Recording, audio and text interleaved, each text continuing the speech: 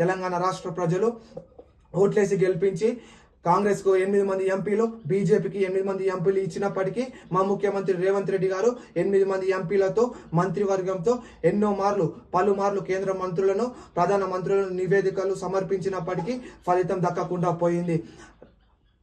Ring road విషయంలో కావచ్చు, Musi river front development విషయంలో కావచ్చు, రేడియల్ రోడ్స్ అభివృద్ధి విషయంలో కావచ్చు, బయ్యారం ముక్కు పరిశ్రమ విషయంలో కావచ్చు, జాతీయ రహదారులు డెవలప్మెంట్ విషయంలో కావచ్చు, ఇట్లా అనేక సంబంధించినటువంటి ప్రతిష్టాత్మకమైన ప్రాజెక్టుల విషయంలో నిధులు కేటాయించడంలో పూర్తి స్థాయిలో తెలంగాణ రాష్ట్రాన్ని విస్మరించడం, ఇది తెలంగాణ రాష్ట్రాన్ని కేంద్ర సర్కారు పూర్తి స్థాయిలో వివక్ష ధోరణితో ముందుకు వెళ్తుందని మరోసారి స్పష్టంగా అర్థమైంది. ఈ బడ్జెట్ గురించి ఒకసారి చెప్పాలనుకుంటే ఇది బీఆర్ బడ్జెట్ మాత్రమే, ఇది బీదాలకు భరోసానిచ్చే బడ్జెట్ కాదు.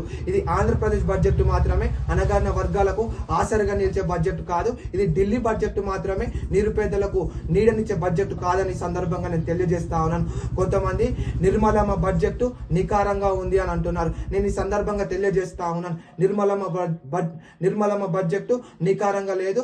బడ్జెట్ కేటాయింపుల్లో తెలంగాణను నిండా ముంచినట్టుంది అని ఈ సందర్భంగా తెలియజేస్తూ జై కాంగ్రెస్.